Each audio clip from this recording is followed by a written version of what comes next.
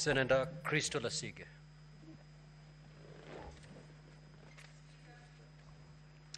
Speaker, the Parliament of Kenya has gone through a great deal in a very short amount of time, many firsts, and it is utterly painful for me to know that the world keeps seeing us time and time again under such lugubrious circumstances.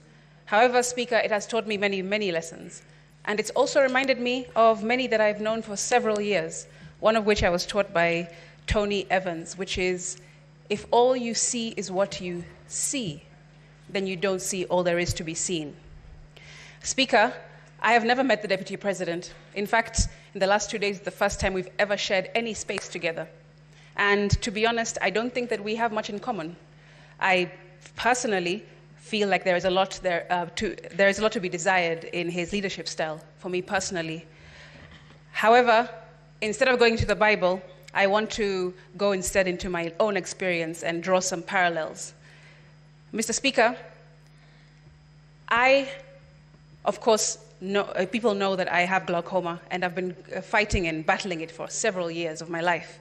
And Speaker, when I first got my diagnosis when I was just a teenager in high school, I was told that it was imminent. There was no running away from my condition.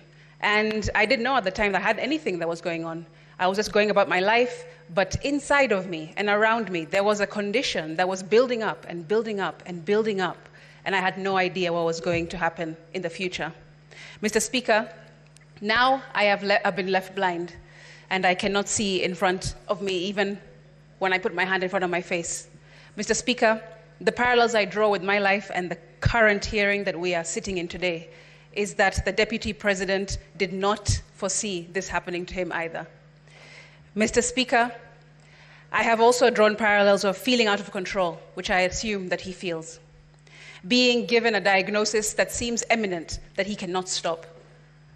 Mr. Speaker, I also feel that he is probably feeling fear. That's what I've heard. Mr. Speaker, feeling betrayed, feeling angry. And I felt all those feelings because of a situation that I can draw parallels with in this hearing.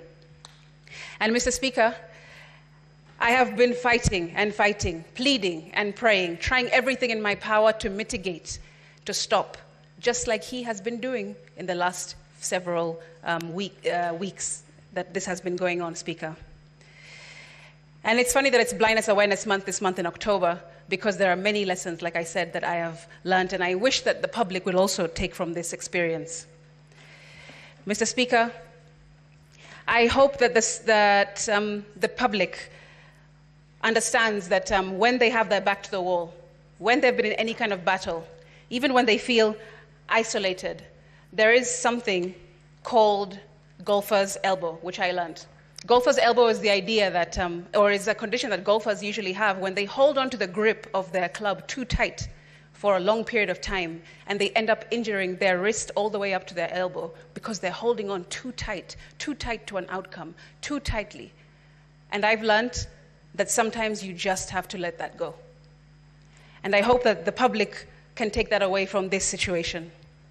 Mr. Speaker, we must move away from hegemony, the idea of being dominated by one group or a person or a company or a state, because we are a democratic republic, and we need to move away from such ideology, such utterances, such behavior, Mr. Speaker. However, in the 11 counts, I have seen many that have no evidence, and I've seen some that do have some evidence. But I have not been particularly given confidence by the witness-in-chief, the mover of this motion, when I saw him up on the stand, Mr. Speaker. Although none of us can relate to what it's like to being a deputy president in this room for sure, we can definitely relate to the lessons that I've just mentioned.